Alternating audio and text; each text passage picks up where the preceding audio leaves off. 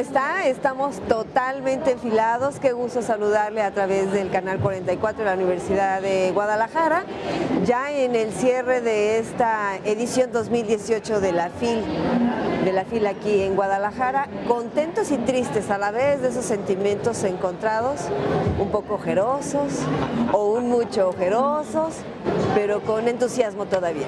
¿Cómo estás, José Ángel Gutiérrez? Josefina Real, ¿qué tal? Con el gusto de saludarte. Y pues bien lo dices, no hay fecha que no se llegue ni plazo que no se cumpla. Estamos llegando prácticamente al final de esta Feria Internacional del Libro y agradecidos, por supuesto, por la preferencia de todos ustedes y el seguimiento a lo largo de estos 9 días. Y Josefina, pues si me permites, entramos ya en materia. Adelante. Y vamos justo con nuestros pequeños infiltrados, Mati y Tlaloc, que nos ofrecen su último entrego.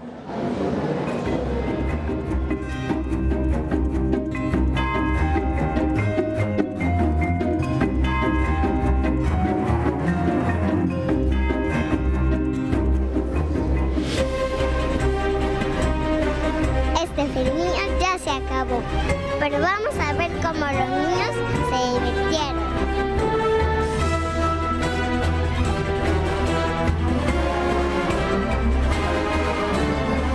¿Qué te parece, filmillo? Me parece un evento chido para todos los niños que les gusta leer. ¿Qué te ha parecido, Filniños? Emocionante. ¿Qué te parece, Filniños? Oh, pues muy padre, muy bien organizado y los niños divirtiéndose mucho. ¿Qué has aprendido aquí? Pues a leer. ¿Cómo te la has pasado aquí en Filniños? Bien.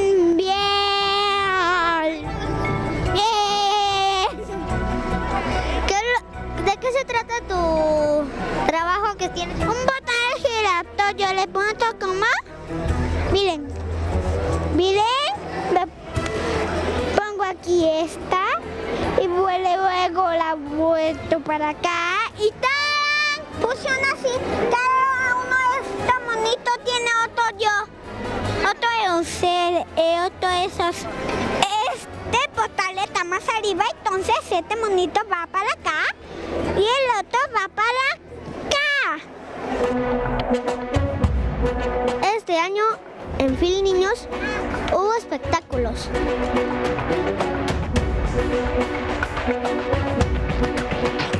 Talleres. Libros y juegos. Los niños se divirtieron mucho. Los niños aprendieron mucho porque leyeron y vieron cosas informáticas.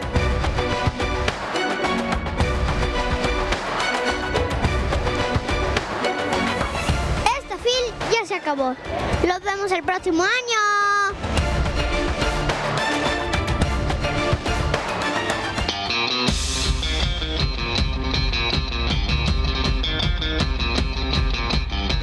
Bienvenido a Filniños. Otra vez. Ahora. 2, 3. Otra vez, porque este Filniños ya se acabó. ¿Qué voy a hacer? Les recomiendo el libro Mi abuelo no se llama de mí. 1, 2, 3. ¿Estamos con Anaí? ¿Qué?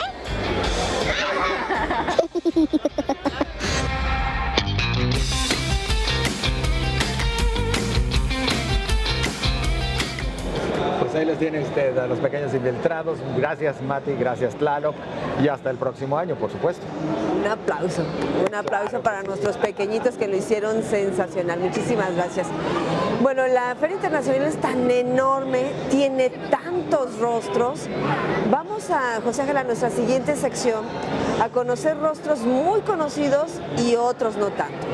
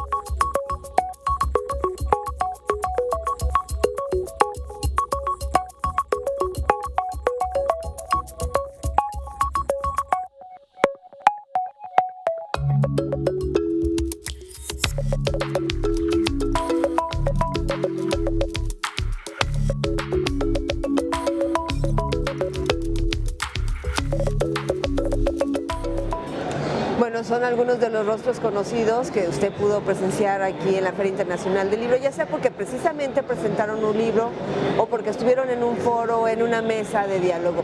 Pero decíamos, José Ángel, que la fila es tan enorme que hay otros muchísimos rostros. Por ejemplo, los cientos de voluntarios, por ejemplo, no sé, docenas de gente que está en la intendencia y que hace que la expo esté limpia, de camarógrafos y un sinfín de meseros, ¿no? Y todos ellos están aquí en la expo atendiendo a toda la gente que acude a la fila. Bueno, y habrá oportunidad de ver muchos más rostros todavía. Por lo pronto nosotros tenemos que ir a esta pausa, Josefina. Vamos. Continuamos.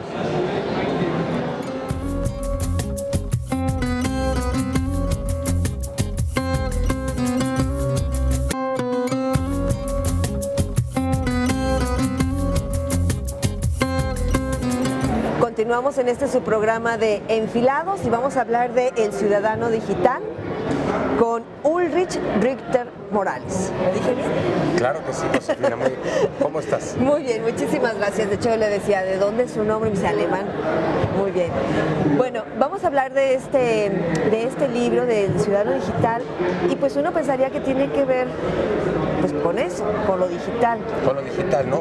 Pero estamos hablando del individuo, los individuos, ¿o de qué hablamos? Mira, hablamos de que hoy todos los individuos, seres humanos, ciudadanos, tenemos hoy un aparato inteligente que nos va acompañando día por día o minuto por minuto y que interactuamos en el internet, mandamos chats, entramos a las redes sociales, entramos al buscador de Google, buscamos cualquier respuesta a alguna pregunta o interrogante que tengamos y por eso el ciudadano de a pie, que tenemos un teléfono inteligente, nos hemos convertido en menor grado o en mayor grado, depende del avance tecnológico que cada uno de nosotros tenga, en un ciudadano digital. Hoy estamos inmersos en las redes digitales, interactuamos, como tú lo has señalado, pues muchos minutos al día en estas redes sociales. Ahora, hay personas contadísimas, por ejemplo en mi círculo. Habrá unas 2, 3 personas que no traen ni celular, no quieren saber. No quieren.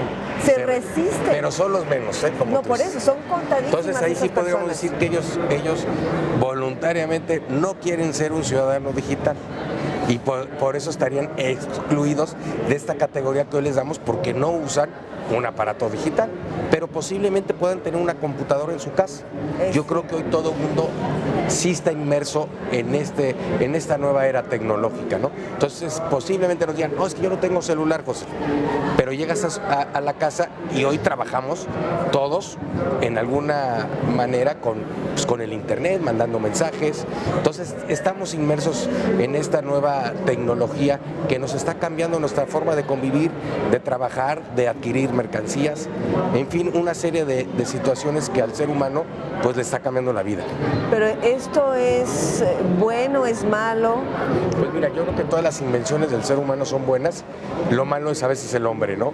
Que con estos grandes descubrimientos, pues el hombre mismo, el ser humano, le da esa connotación negativa que la podemos ver en este aspecto de la innovación del internet, donde nos puede resolver muchos problemas, muchos avances tecnológicos, pero también puede servir para hacer actos deplorables como conductas delictivas, como lo vemos en los ciberataques o en asuntos muy desagradables que también constituyen delitos, como por ejemplo promover la trata de personas a través del internet, que bajo el anonimato de las personas, bajo la falta de poderles identificar y señalarlas, pues es propicio de que, como te decía, el hombre le dé el mal uso como a muchas otras innovaciones tecnológicas. No quise entrar en ese tema del maniqueo de bueno y malo, pero lo decía por el comentario previo de cómo ha venido a cambiar la vida, el rol familiar, llegamos a casa y seguimos trabajando. Seguimos trabajando, ¿no? Entonces, estos aparatos tecnológicos también, como tú lo precisas, nos ha alejado un poco de esta convivencia familiar donde hoy llegamos a algún lugar, algún restaurante, algún lugar público y vemos que las personas ya no dialogan, ya cada quien está con su aparato tecnológico metida o inmersa en él mismo y dejando de atender o de convivir con con la otra persona que en ese momento está compartiendo ese espacio y ese momento con uno, ¿no? Lo vemos a veces los domingos cuando familias enteras están todos con el celular o los hijos con el celular sin tener el menor recato con sus padres, ¿no? El ciudadano digital, ¿cuál es su perfil? Pues mira, el ciudadano digital es de hacernos responsable de todo el tema del manejo de las redes sociales y sobre todo que conozcan los puntos negativos como los positivos.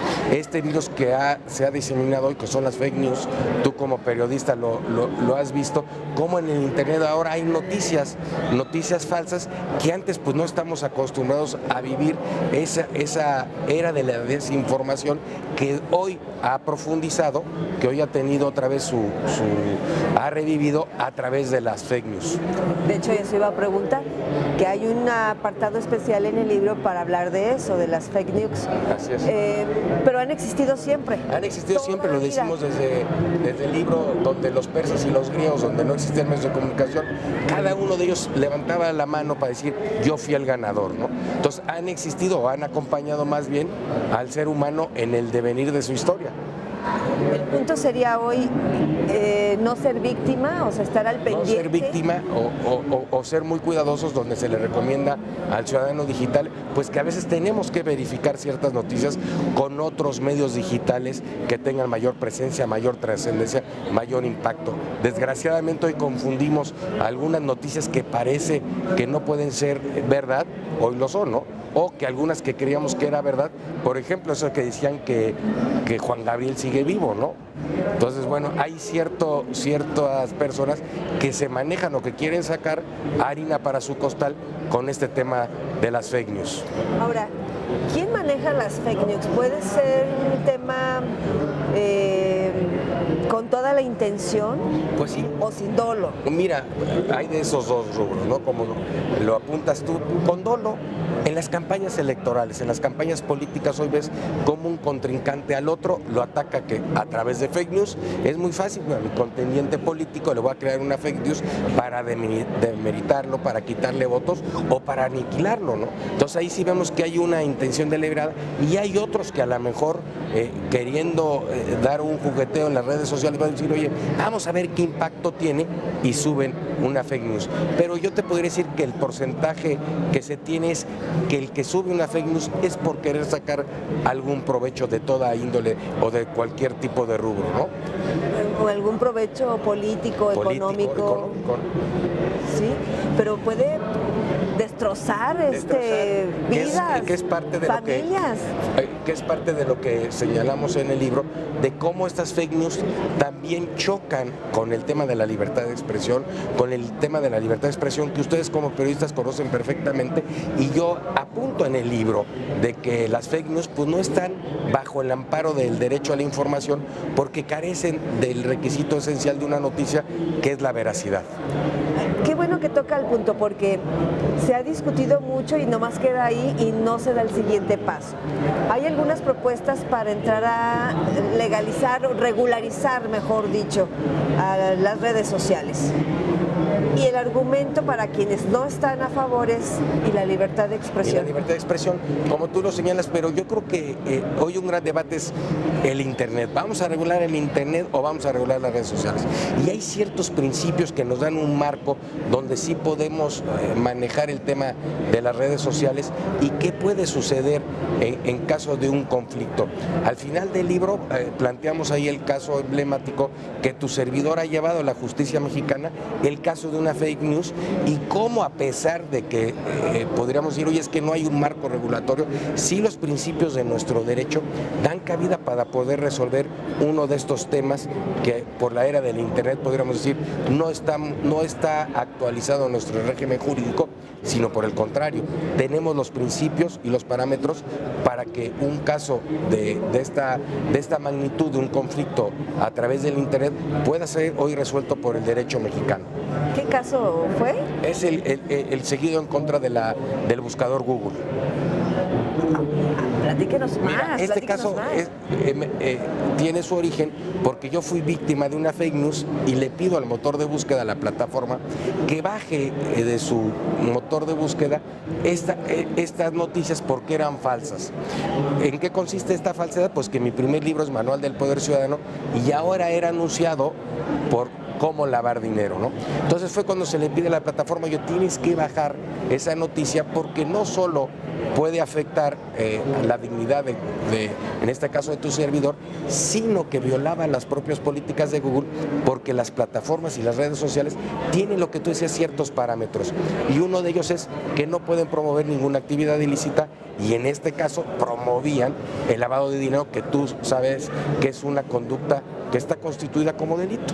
Entonces, parte del último capítulo es cómo ha tomado la justicia mexicana y los criterios que han seguido para tratar de ver este tema de fake news ante unos gigantes tecnológicos que bajo la premisa de que como no tenían domicilio en México, pues había que juzgarlos en la sede original fuera de territorio mexicano.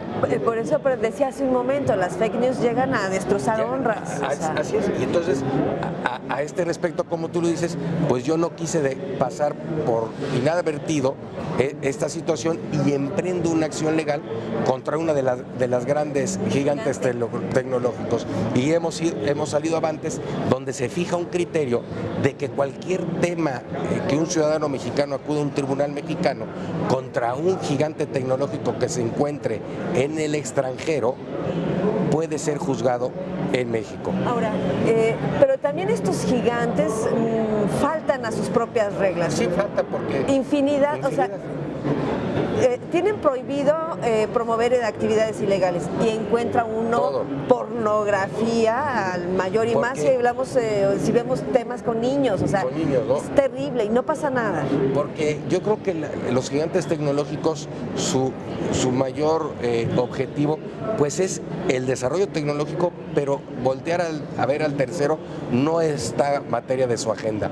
Hoy, a través de los escándalos de robo de datos como el de Facebook, Sí, claro. ya han sido materia donde ya los gobiernos dicen, oye, espérame, no puedes ir por la libre, sino tiene que haber una reglamentación o te tienes que hacer responsable en el manejo y en la protección de los datos personales que de muchas personas tú manejas. Millones de datos robados. Millones de datos. Antes de que se nos acabe el tiempo ya en Facebook, por cierto, ¿es seguro navegar en Google? ¿Es seguro estar en Facebook, en redes sociales? Pues mira, nada es seguro en la era del internet, ¿no? Porque hoy vemos cómo te pueden hacer un perfil, copiar tu perfil y igual en Google pues puede haber ya un contenido que pueda estar caracterizado o que esté impregnado de fake news. Hoy en el mundo del internet nada es seguro. Bueno, y en 30 segundos hablamos de fake news, pero ¿y de la posverdad? De la O sea, ¿qué posverdad. pasa? La posverdad, pues como estamos impregnados de esta dosis, de este veneno de las fake news, pues ahora una noticia repetida varias veces que sea falsa, pues da la apariencia de verdad. Así es. Pues un placer. Muchas gracias, Josefina. Muchísimas gracias, se nos agotó el tiempo, gracias. El Ciudadano Digital lo puede localizar aquí en la Feria Internacional del Libro. Regresamos.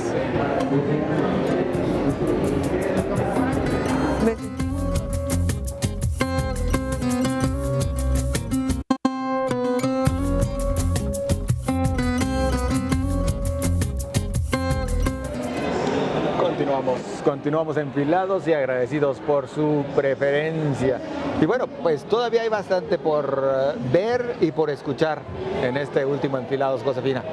Mira, nuestros compañeros en producción han preparado algo, pues no sé si decirle lo mejor porque ahora sí que cada quien sus gustos, pero aquí nuestros compañeros insistimos en producción de un extracto de lo mejor que ha ocurrido a lo largo de estos 9 días en la FIL. Vamos a ver.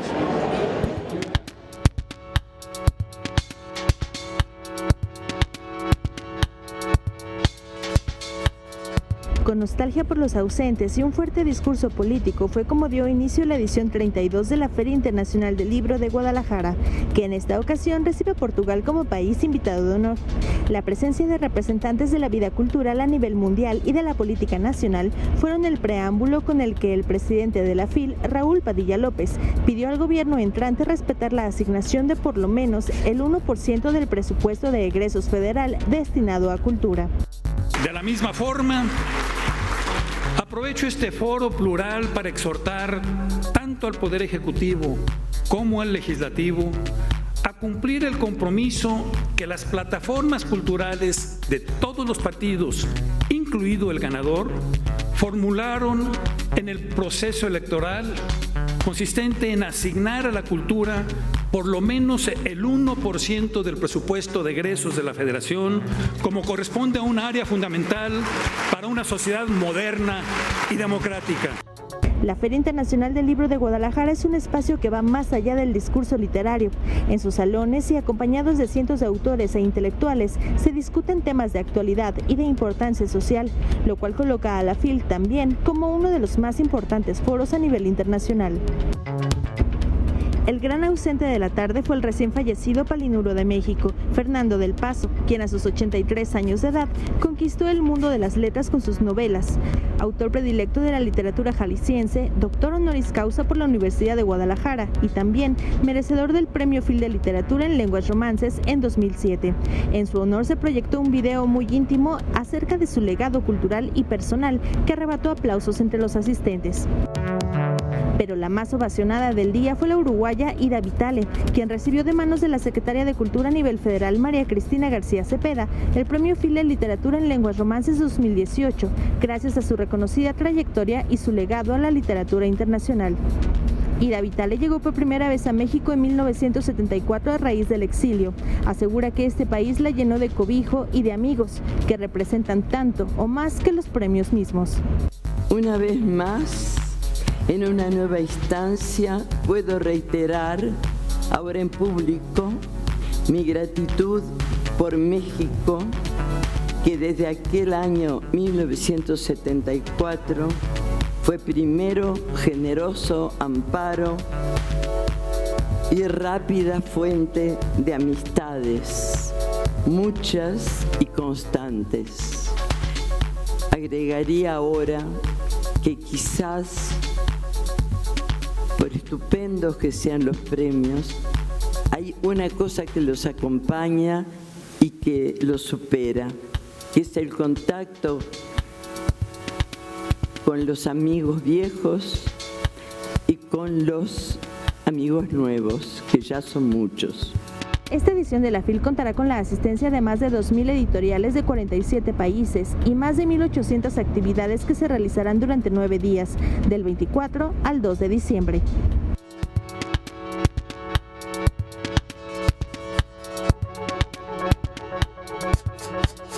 El diario El País inició sus actividades que preparó para la Feria Internacional del Libro de Guadalajara y que tiene como objetivo desmenuzar el panorama actual y a futuro de México ante el cambio del gobierno y el quehacer global. El foro titulado México ante sus fantasmas, en el que participaron la periodista Denise Merker, el cineasta Diego Luna y los escritores Fernanda Melchor y Antonio Ortuño. Este último declaró que ante la incertidumbre de un amplio sector de la población, la trascendencia de la participación social toma relevante importancia para que el país camine al rumbo que la población requiere.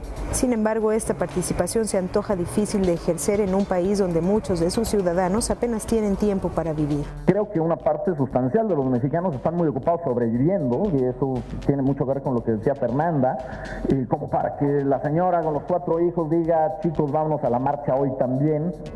Bueno, pues hay alquiler, transporte, medicinas, etcétera, ¿no? Y como eso, casi cualquier persona en México se encuentra muy fácilmente coartada y cooptada por la propia realidad, ¿no? En esta transición del gobierno federal, donde el miedo ante la política del presidente electo Andrés Manuel López Obrador ha sido promovido por actores políticos políticos y líderes empresariales. Se debe tener en cuenta que es un sentimiento que no padecen los millones de pobres de México, aseguró la periodista Denise Merker, quien, aunque consideró que estamos ante una nueva esperanza que además es cíclica, también nos enfrentamos a un posible escenario aún más desigual e incierto que también podría suceder. Pero también creo que es un miedo que no está igual de repartido en toda la sociedad. Y te lo voy a poner y llego a la pregunta de la pobreza. Yo no creo que haya un solo pobre en este momento que tenga miedo.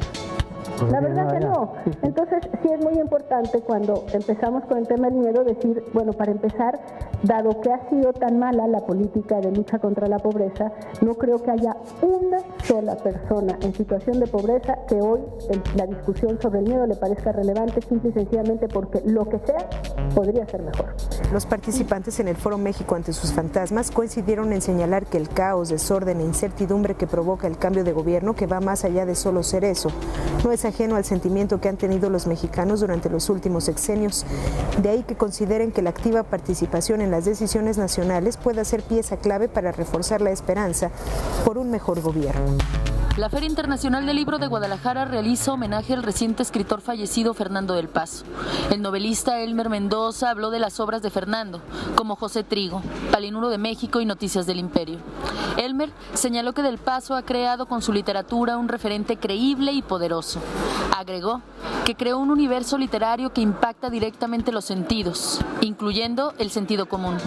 Por eso jamás permaneciste callado ante la injusticia y las atrocidades de nuestros gobernantes. Eras tan directo para señalarlo, pero también tan fino, como en tu discurso de Mérida, ¿te acuerdas?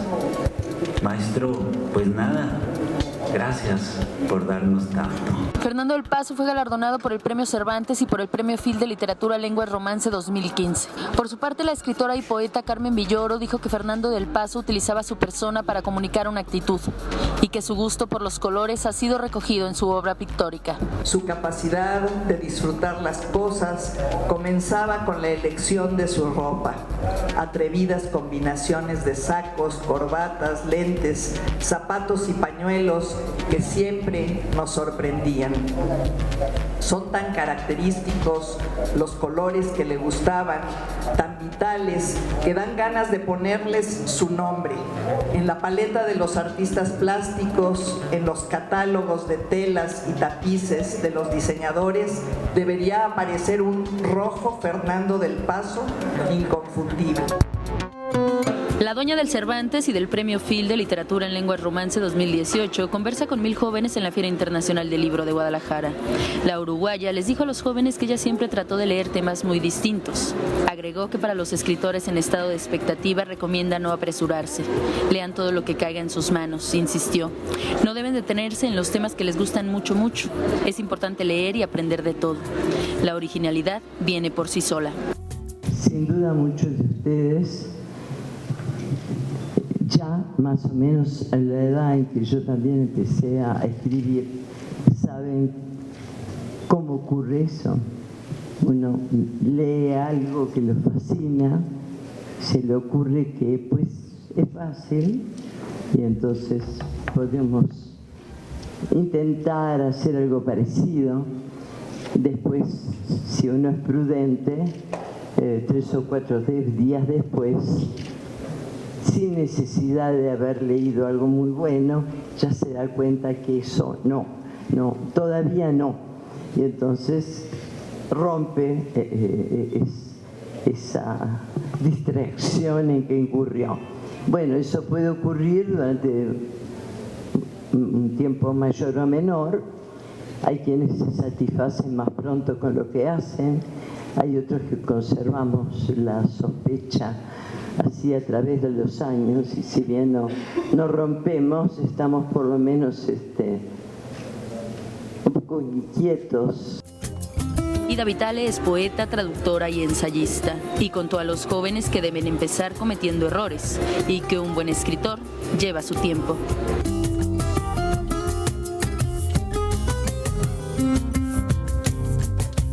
La Universidad del Claustro de Sor Juana entregó la presea que lleva el nombre de la poetisa Amargo Glantz, una mujer tan enigmática e inspiradora como intelectual y amorosa, quien ha dedicado su vida a las letras. A veces pienso en Margo como una cinta de Moebius, eso que ustedes acaban de hacer. A veces pienso en Margo como una cinta de Moebius, ese objeto geométrico que roza la magia, que simboliza el infinito en el espacio, la eternidad en el tiempo. Esa superficie es posible transitarla hasta que nos damos cuenta que hemos llegado al punto de salida, pero nos encontramos de cabeza. Si la recorremos por el borde, podemos pasar sin notarlo de afuera a adentro y viceversa. Margot Glantz es autora de innumerables textos por los cuales ha sido merecedora de premios como el Phil de Literatura en Lenguas Romances en 2010 y el doctorado honoris causa por la Universidad de Guadalajara en 2017. Es con gran emoción que recibo esta presea que lleva el nombre de Sor Juana Inés de la Cruz, otorgada por una institución que reitera a su vez ese nombre. Sí, Sor Juana Inés de la Cruz, la gran poeta novohispana, una de las más grandes personalidades de la época barroca y de todos los tiempos y de todas las literaturas, y a quien me he dedicado más de 25 años de mi vida académica y de mi vida de lectora apasionada.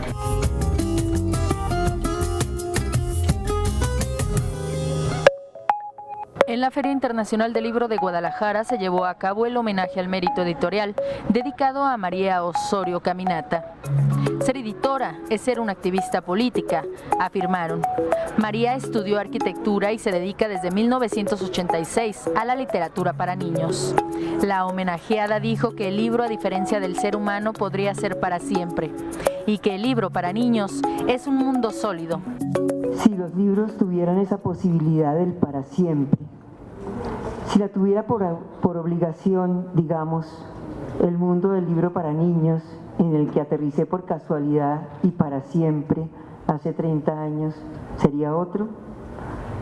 Durante los años en que he estado en este mundo del libro, siempre he imaginado otro. Un mundo que no es este en el que he trabajado, o que es este mismo, pero en condiciones diferentes de estas en las que ocurre. O tal vez es otro mundo que solo está en la imaginación y no ha sucedido todavía. Y tal vez no suceda. Así es el mundo de la imaginación. No sé si es incapacidad de aceptar el mundo como es, o una capacidad ridícula de andar por ahí imaginando algo deseable, pero imposible. Juan Casamayor definió a María Osorio como la mejor editora del mundo. Agregó que la homenajeada asiste a la Feria de Libros para hacer amigos. Por su parte, el presidente de la Feria Internacional del Libro de Guadalajara, Raúl Padilla López, dijo que María Osorio se distinguió por ser una promotora cultural. Ser un promotor cultural no es una alternativa, es una necesidad en Colombia. Y creemos con ella que en muchos países latinoamericanos pasa igual. Hay que promover la cultura para reconstruirnos hacia un bien mejor. Celebro esta ocasión y agradezco la participación de Juan Casamayor, que ya fue nuestro homenajeado, y María Francisca Mayobre, quienes nos acompañan para compartir con nosotros sus experiencias y reflexiones propias y en torno al trabajo de María Osorio y su extraordinaria labor editorial.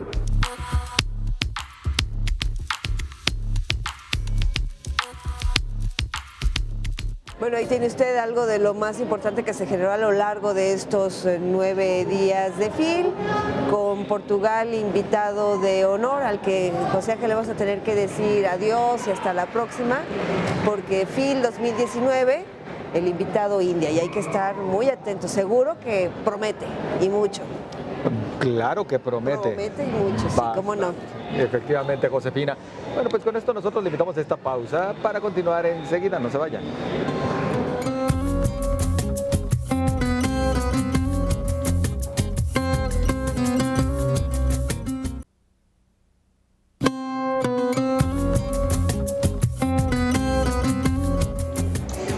Novela, cuento, historia, ciencia y de lo que se le ocurra puede estar en un libro.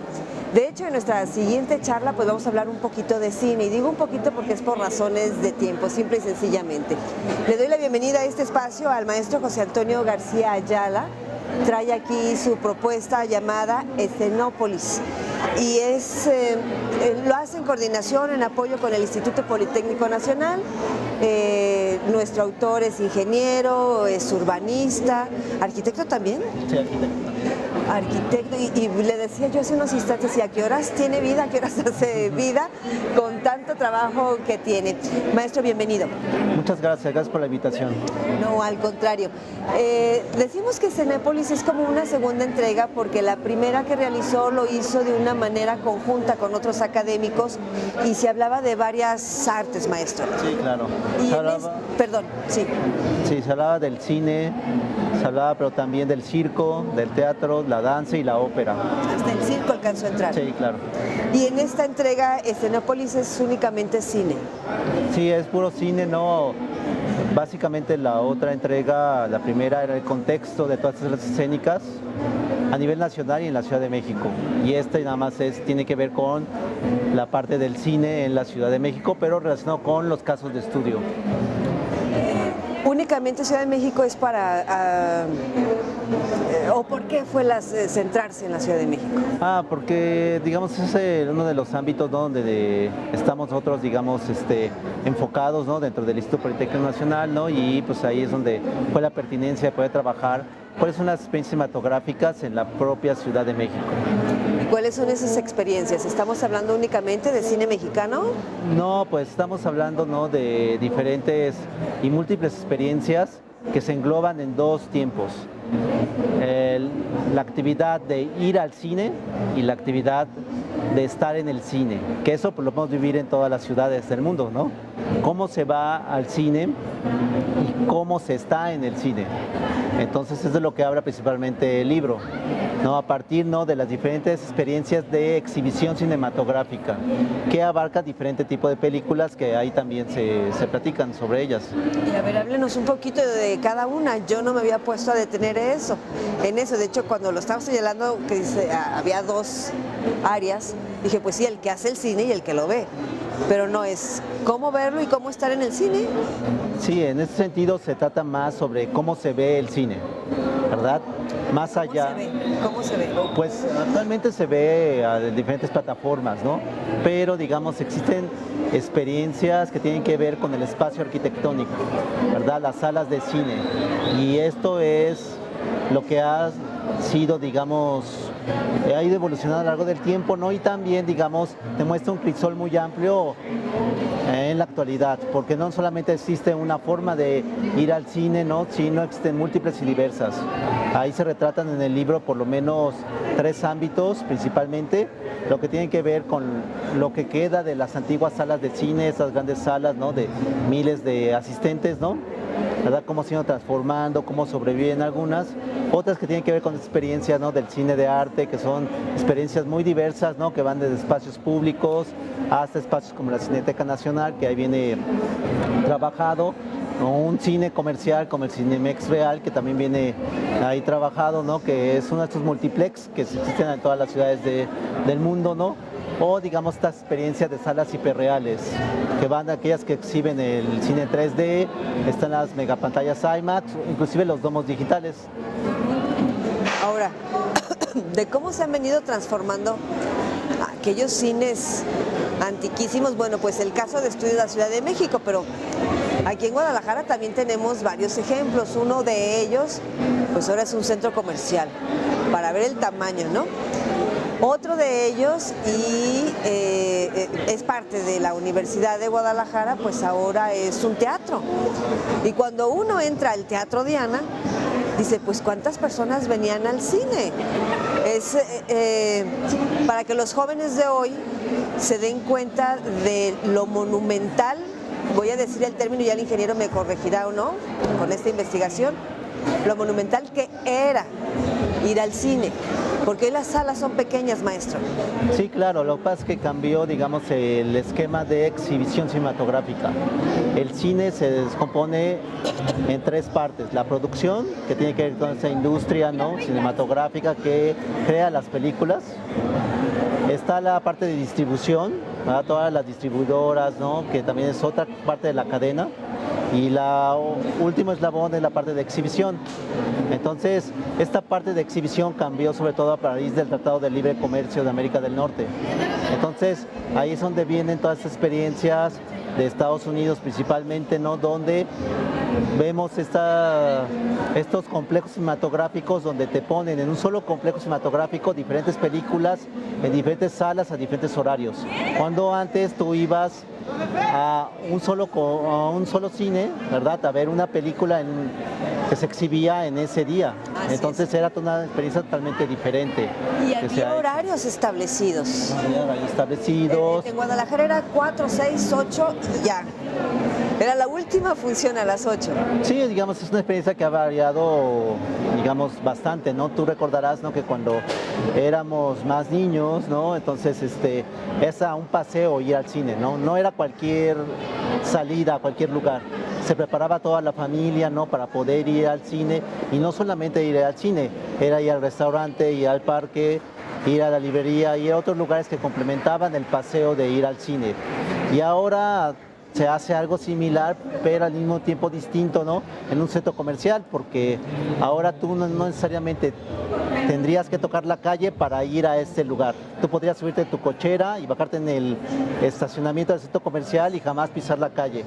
Y ahí vas a hacer todo, ¿no? Vas a la librería del centro comercial, al restaurante del centro comercial y al complejo del centro comercial. Ya no tienes que desplazarte, recorrer toda la ciudad. Y antes sí, entonces la experiencia cinematográfica ha variado, pero digamos existe múltiple y diversa. Esa es la de los multiplex, pero por ejemplo, allá en la Ciudad de México, para ir a la megapantalla IMAX de Papalote Museo del Niño, que a final de cuentas es un cine, es una experiencia única que te implica, ¿no?, hacer parte de este paseo que acabo de relatar, pero también te implica, ¿no?, experiencias que son muy posmodernas porque te aproximan, te sumergen en la acción de la pantalla.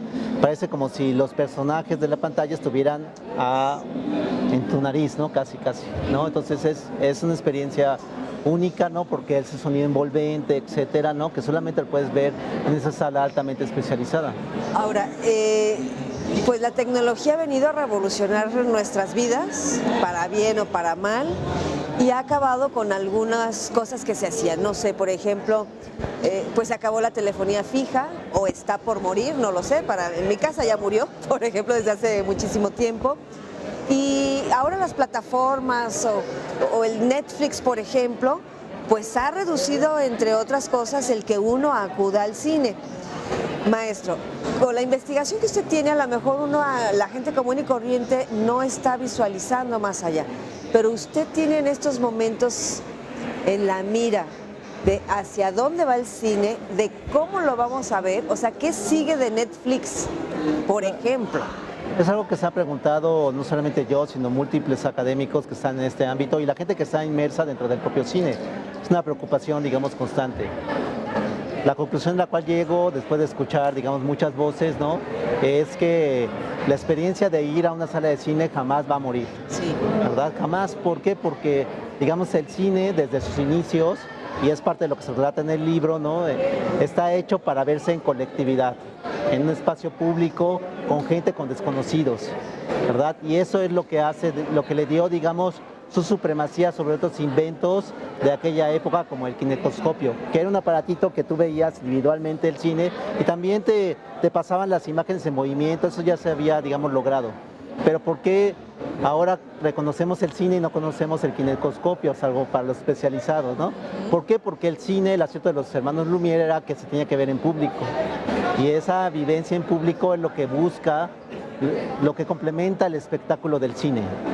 O sea, este arte no está completo, ¿no?, como dicen muchos cineastas, el mismo Alfonso Cuarón, ¿no?, que está muy en boga hoy con Roma, ¿no?, dice, mi película está hecha, ¿no?, para que se vea en una sala de cine, porque eso es como se retroalimenta la experiencia, se completa la experiencia de esa arte, solamente a través de la interacción con el público asistente.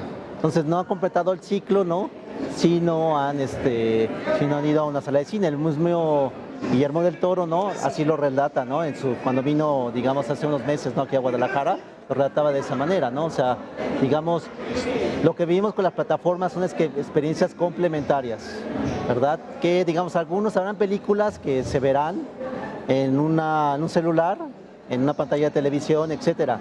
Pero habrá películas que la gente va a buscar verlas en el cine y eso va a ser algo que no se va a perder. El mismo, digamos, Roma, ¿no? Propone este ejemplo, ¿no?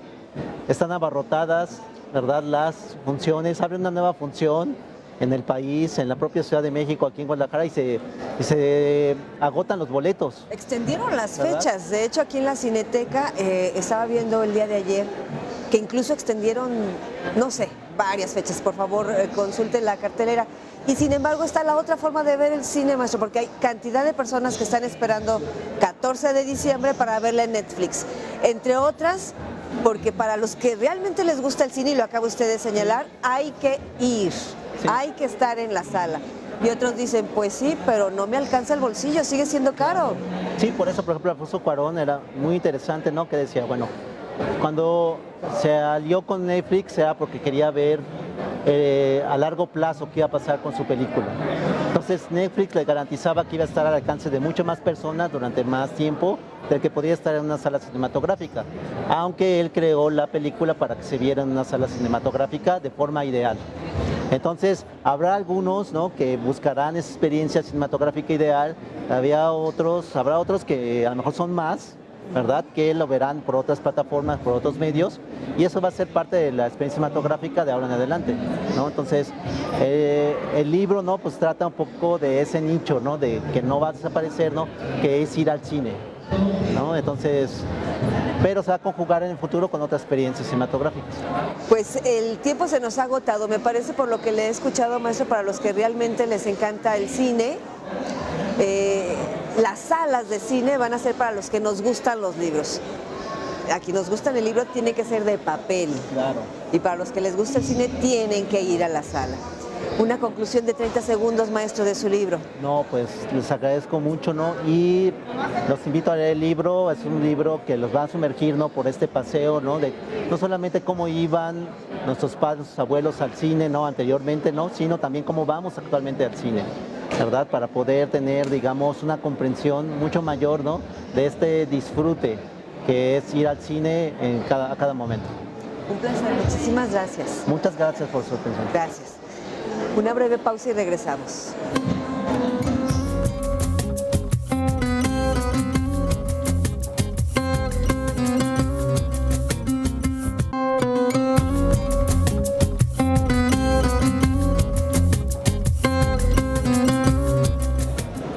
Seguimos nosotros disfrutando de este último Enfilados, el último de esta temporada, por supuesto, pero también esperamos que usted lo disfrute al igual que nosotros, Josefina. Así es, que así sea, que nuestra audiencia esté disfrutando igual que nosotros. Desde su casita o venga aquí a la Feria Internacional del Libro o que haya venido a la Feria Internacional del Libro. Vamos a nuestra siguiente sección, también tenemos otro Pulso Diario.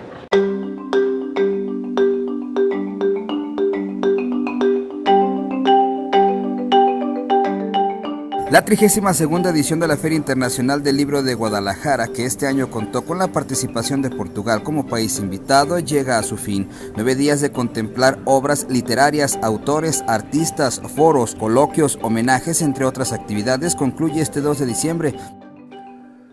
Como todos ustedes saben, tenemos por delante la última jornada de la feria.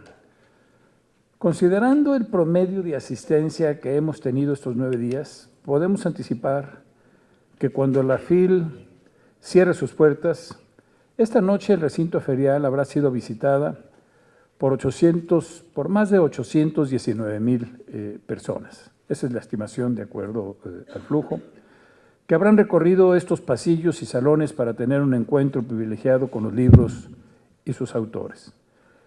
Tan solo la venta nocturna del viernes, ya tradicional en este evento, convocó a más de 28,700 asistentes.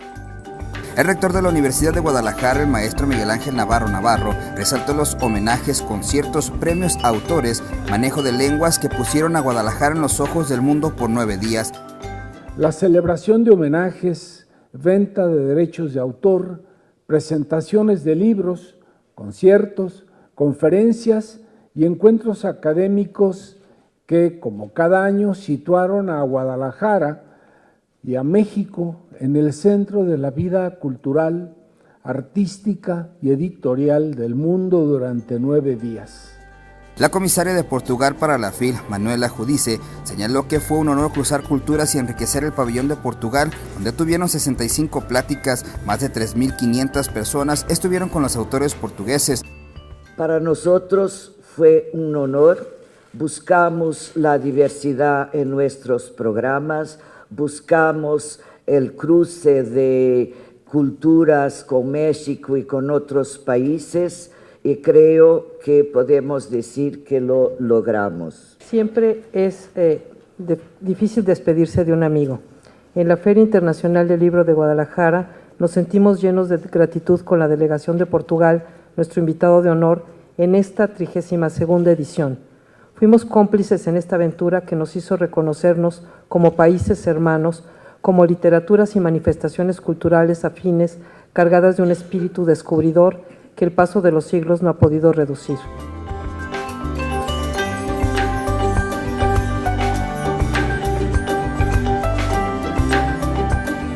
La India, cultura misteriosa y milenaria, aparece en el horizonte como invitado de honor de la Feria Internacional del Libro de Guadalajara 2019, anunció su presidente Raúl Padilla López. La India es un país con una larga y apasionante tradición literaria. Sus letras van desde algunos de los textos más antiguos de la humanidad, los Vedas, pasando por grandes autores hoy clásicos como Premchand, R.K. Narayan, Mukh Rash Anand y desde luego la obra inmortal del primer premio Nobel de Literatura concedido a un autor fuera de Europa. Fue en 1913, el enorme Rabindranath Tagore. A nivel mundial, la India es líder en lectores. Es el 6º editor de libros y el 2º editor de libros en inglés, después de Estados Unidos. El valor de la industria editorial de esta nación asciende a $6.700 millones. Su riqueza literaria la componen 22 idiomas oficiales. Habla el embajador Mustex Pardishi. La participación especial de la India el próximo año será llevada a cabo por el National Book Trust, que ha organizado la Feria Mundial del Libro de Nueva Delhi, la más grande de la región Asia-África.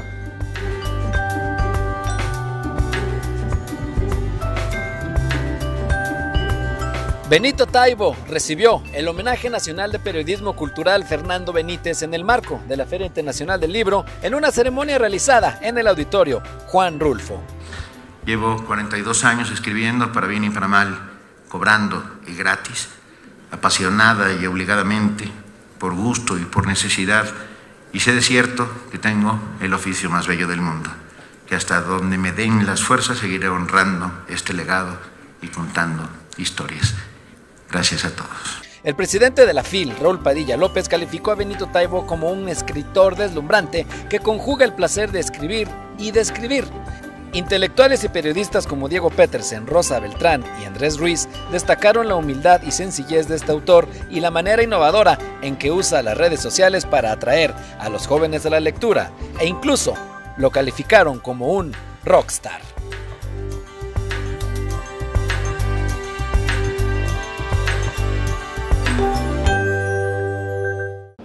¿Y qué sería de la Feria Internacional del Libro sin la fuerza, sin la energía de los jóvenes? Acompáñenos a FIL Joven.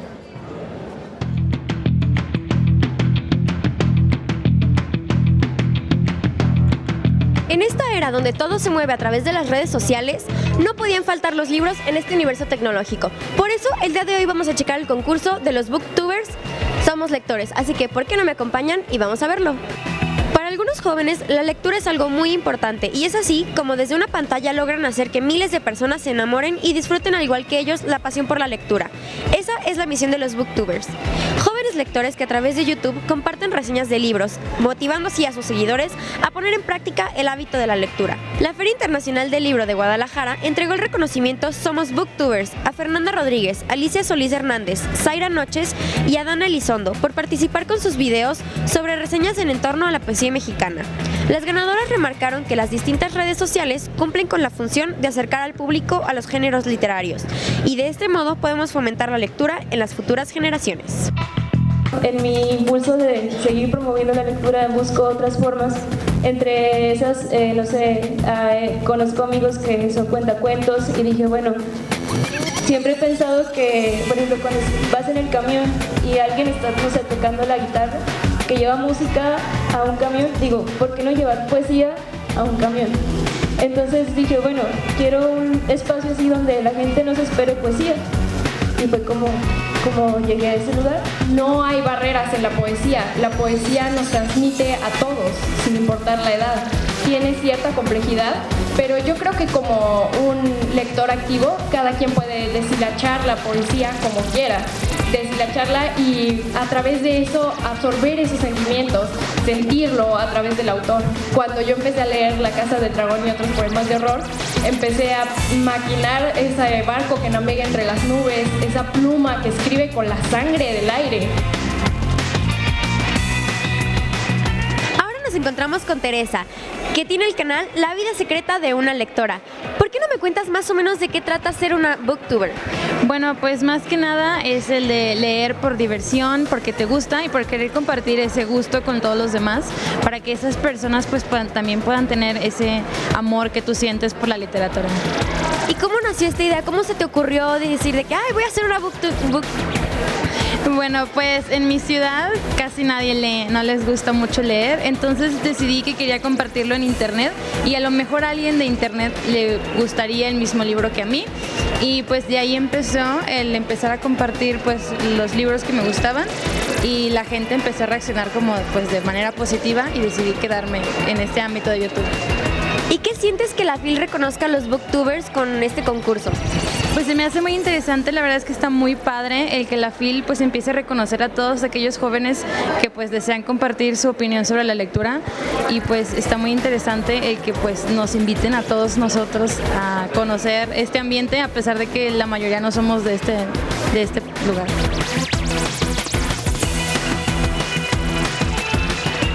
Felicidades a todos los ganadores de este concurso y por qué no a sus suscriptores, que por ellos están donde están.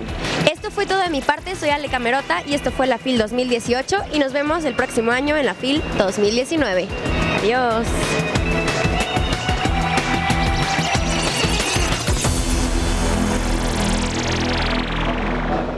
Muchas gracias, Ale. Seguramente así será.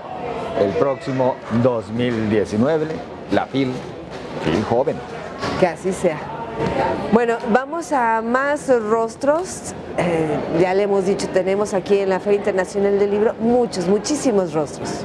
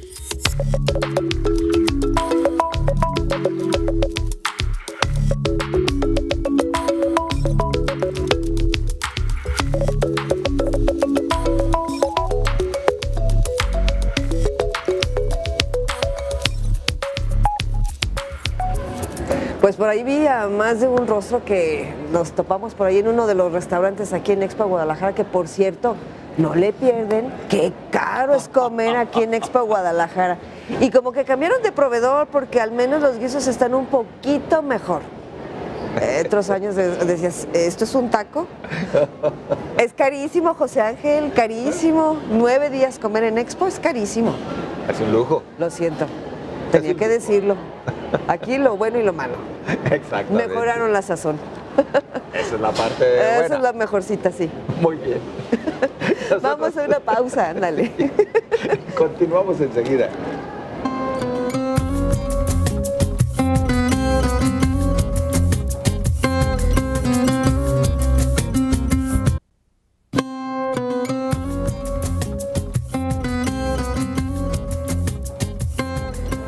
Continuamos en el marco de la Feria Internacional del Libro, en este su programa de Enfilados. Muchísimas gracias por continuar con nosotros y vamos a una de nuestras charlas.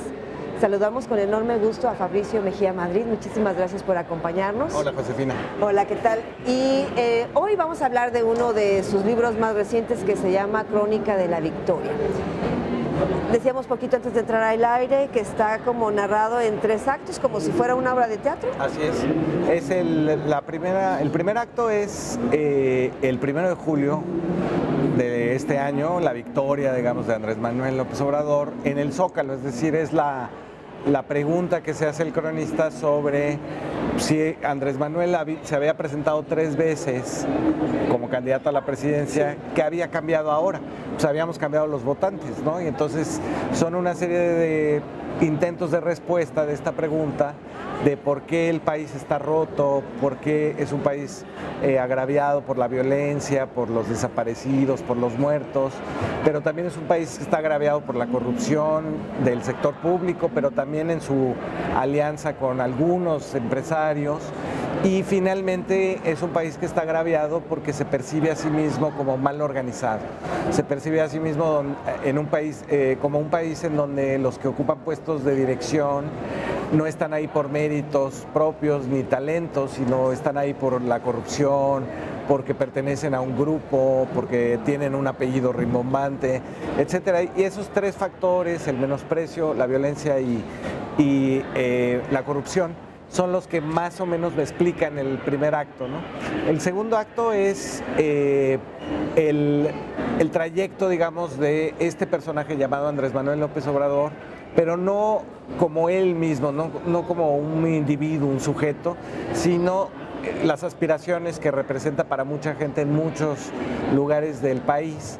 Y entonces hablo ahí un poco de cómo se construye este frente de personajes que van de Alfonso Romo en Nuevo León, que es un empresario que se siente fuera de las adjudicaciones directas del gobierno, Tatiana Cloutier, que es una luchadora por la democracia, pero que había venido de Acción Nacional, cómo conviven, digamos, con Nestora Salgado, que es una inmigrante de las autodefensas de Guerrero, con el Mijis, que es un pandillero de San Luis Potosí, todo eso, digamos, en este frente de Andrés Manuel López Obrador. Y finalmente el tercer acto es un acto donde reflexiono, digamos, sobre las cosas que no decimos, que no queremos escuchar y que no queremos ver, ¿no? Y entonces son las madres buscando a los restos de sus hijos desaparecidos en Guerrero, en Veracruz, en Morelos. También es la idea, digamos, de cómo el país podría avanzar si no hubiera tantísima corrupción en el sector público y en el sector privado. Y finalmente, pues, ¿qué quiere decir esa victoria de Andrés Manuel López Obrador? Entonces yo traigo a colación una imagen que es de un poema de Carlos Pellicer, que finalmente es este poeta de los contemporáneos que fue el que introdujo a Andrés Manuel en la política en los 70s en Tabasco. Y es una imagen muy curiosa, es el agua de un pozo que quiere conocer la luz del sol. Entonces, para hacerlo sube por el pozo, pero se desparrama por la tierra. Y dice Carlos Pellicer, bueno, acabó el agua desparramada por la tierra, pero al menos conoció la luz. Y creo que es lo que nos va a pasar con esta cuarta transformación, ¿no? Queremos conocer la luz, quién sabe si nos acabemos desparramando en la tierra, pero al menos salimos del pozo, ¿no? ¿Qué fue, o si bien en este libro, porque hay algunas anécdotas, entiendo que son inéditas, qué fue lo que hizo que realmente ganara Andrés Manuel López Obrador en julio pasado? El hartazgo de la gente, el que realmente quería un cambio y lo hizo de manera consciente, ¿Qué fue lo que ocurrió? Yo creo que una combinación de muchas cosas, ¿no? De hartazgo, de indignación y también de que pertenece a un movimiento que es muy antiguo en el país, que lo puedes datar desde 68, que es un movimiento por las libertades democráticas, por el sufragio efectivo como en 88 y contra los fraudes, ¿no? El hecho de que Andrés Manuel López Obrador haya ganado la elección no quiere decir de ninguna manera que este país sea democrático. La elección la ganó la gente a pesar de la autoridad electoral, hay que decirlo, y finalmente yo creo que es una idea de una puerta de salida, de un país que está roto, de un país que naufragó en estos 30 años de neoliberalismo, de guerra contra el crimen organizado, y que finalmente encuentra esta única salida para poder empezar a platicar el porvenir. Es decir, ¿cuántos años tenemos, Josefina, sin poder platicar sobre el futuro? ¿No? Era un presente perpetuo, ¿no? De a ver cuándo las reformas resultan, a ver cuándo el crimen organizado se puede controlar. Y ahora estamos discutiendo el porvenir y me parece ya de entrada muy importante. Pero ¿se discute y hay certeza o deberíamos de tener certeza de que podemos realmente hablar del futuro sin esa angustia o sin esas ansias en cada una de las personas? Sí, yo creo que sí. Si revisas la encuesta del Universal de días pasados, la gente, casi el 80% de la gente, el sentimiento que resalta con respecto al 1 de diciembre, la toma de posesión, es la esperanza. Sigue la esperanza. Sí. Y entonces yo ahí acotaría, digamos, como cronista, que no, la esperanza es distinta al optimismo. La esperanza no es de ahora, no es el optimismo de cuando Fox, en el 2000. No es ya sacamos al PRI todo a mejorar. Es una esperanza trágica porque ya se trata de rescatar un país que en muchos sentidos está a la deriva y que necesita la reparación de muchos daños que se han hecho. No solamente del daño de los familiares que tienen parientes desaparecidos, hijos, esposos, sino también de agravios que hubo por los despojos del agua, por los despojos de las tierras, eso. Y entonces es una esperanza trágica en el sentido de recuperar lo que quedó del naufragio. Ahora, ¿cuál es el perfil días previos a que Andrés Manuel López Obrador rinda protesta? ¿Cuál es su perfil en estos momentos de Andrés Manuel López Obrador? Y si realmente ganó la izquierda en este país. Sí, yo creo que la idea, digamos, del libro es detallar, describir que ese movimiento, que por supuesto es un movimiento que es inestable, que no es para siempre, que depende de qué y cómo haga las cosas el presidente y el Congreso, ese frente es cómo va a funcionar el nuevo gobierno, es decir, depende de quién jale, con qué fuerza, para qué lado, y así quedarán las decisiones. Es muy claro, digamos, en el caso, por ejemplo, de la consulta del aeropuerto en Texcoco, aun cuando la mayor parte del movimiento de Andrés Manuel estaba en contra de la construcción del aeropuerto, el líder de Morena en la Cámara de Diputados, Mario Delgado, dijo: yo estoy de acuerdo con Texcoco. Es decir, depende de quién jale qué. El otro caso son las comisiones bancarias, ¿no? Andrés Manuel se quiso, digamos, tranquilizar a los mercados y la presión de la gente fue tal que el Congreso dijo: va la iniciativa de que nos cobren menos comisiones en los bancos, ¿no? Bueno, nos queda escasamente un minuto, pero ¿sí ganó la izquierda? ¿Andrés Manuel López Obrador es de izquierda? Porque luego vemos cómo entraron gente a Morena. Hay mucha gente de izquierda en el gabinete y hay gente del centro derecha en el gabinete, y yo creo que los votantes finalmente lo que elegimos no fue una opción ideológica, sino una forma de hacer las cosas. Perfecto. Muchísimas gracias. A ti, Josefina.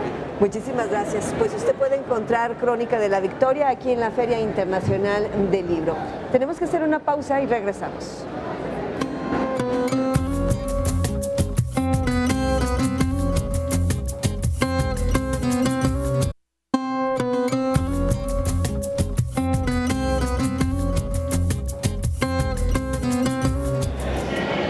Disfrutando casi los últimos minutos ya de este Enfilados y también los últimos momentos de la Feria Internacional del Libro, y agradeciendo por supuesto de nueva cuenta la preferencia de todos ustedes y el acompañamiento a lo largo de todos estos días, pues no podemos irnos sin seguir aprendiendo acerca de nuestra riqueza.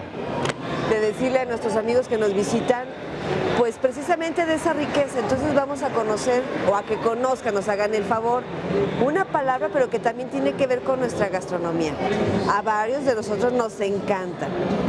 Y después de que veamos esta cápsula le decimos de qué manera, porque algunos de una forma y otros de otra, pero primero vamos a verlo y luego seguimos con el tema. Adelante. Vamos a verlo.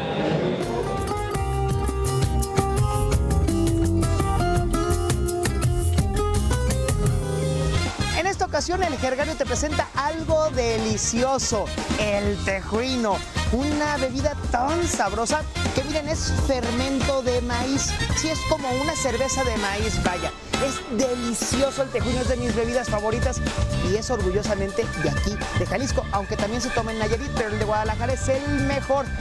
¿Tomarán tejuino en Portugal? Ahí que es para que se bata, según me dijo ella, porque pues yo no sabía cómo se preparaba, pero miren nada más. Ah, lleva nieve de limón, es algo muy importante. Y la servilleta, pues para que te limpies, ¿verdad? Ahí está, miren nada más. Muchísimas gracias, vean qué delicia el tejuino. Les voy a explicar qué es el tejuino. Tejuino é uma bebida criada no estado de Jalisco e é fermentação de milho, tem ligeiro grau de álcool e é muito tradicional, vende-se também na rua, nos postos de artesania.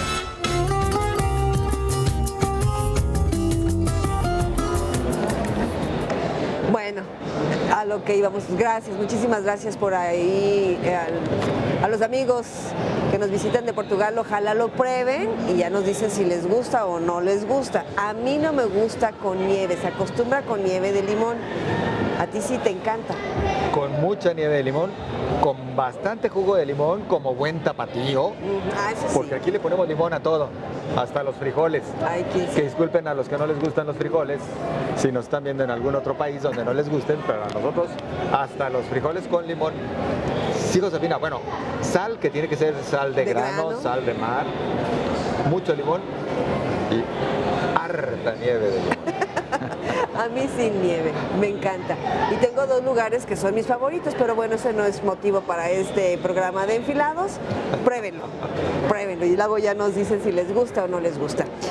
Vamos a nuestra siguiente sección, tenemos más rostros, muchos rostros que participaron en esta fila.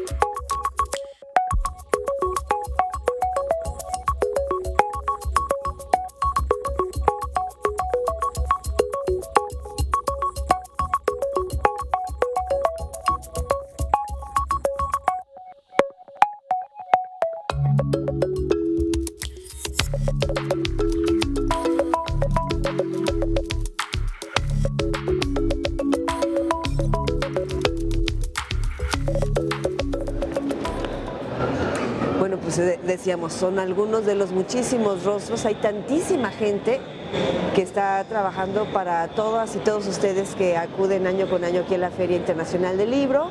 Por eso decíamos al inicio de este espacio, algunos rostros son muy conocidos, otros no tanto. Pero bueno, ahí están, ahora sí que al pie del cañón.